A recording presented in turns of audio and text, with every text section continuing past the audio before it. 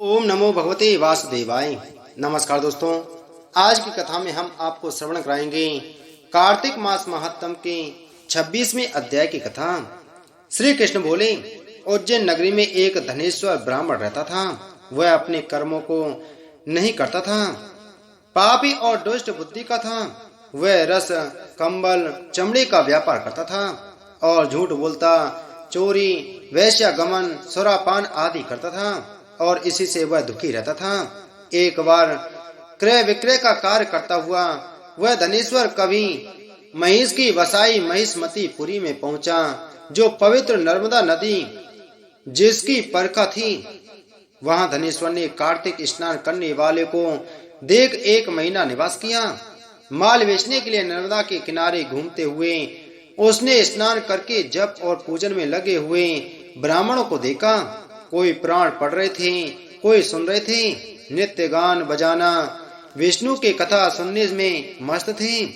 विष्णु की मुद्रा में अंकित तुलसी माला पहन रहे हैं, ऐसा देखा।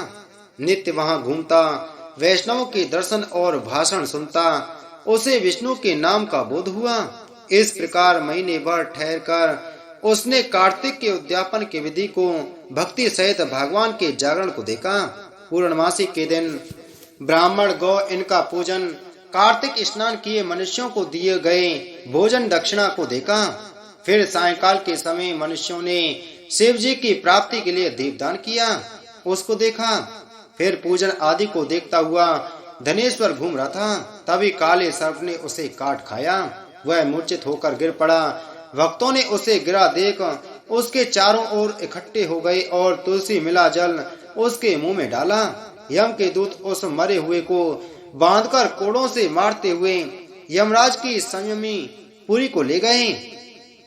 चित्रगुप्त ने उसके सब दुष्कर्म यमराज से कह। चित्रगुप्त बोला, इसने अपने जीवन में कोई सुकर्म नहीं किया जो कहा जा सके। हे महाराज, ये दुष्ट पाप मूर्ति समान है, इसलिए ये नरक में रहना चाहिए। यह सुनकर यमराज अग्नि समान रूप दिखाता हुआ अपने दूतों को क्रोध से आज्ञा दी, दे प्रेत पतियों, इसको मुदगरों से मारते मारते कुंभी पाक नरक में डाल दो। उसके डालने से अग्नि शीतल हो गई, जैसे पहले प्रहलाद को डालने से शीतल हो गई थी। तब प्रेत पति ने विस्मय युक्त हो वह सब वृतांत यमराज से कहा। यमराज प्रेत पति की बात सुन विस्मय से उनको बुलाकर विचार करने लगा। तभी वहां नारद जी पहुंच गए।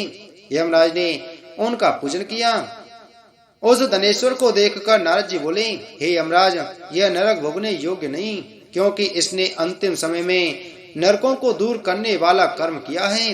इस धनेश्वर ने अनगिनत कार्तिक व्रतियों का संसर्ग किया है, इससे इसमें पुण्य का छठा अंश है। श्री कृष्ण बोले।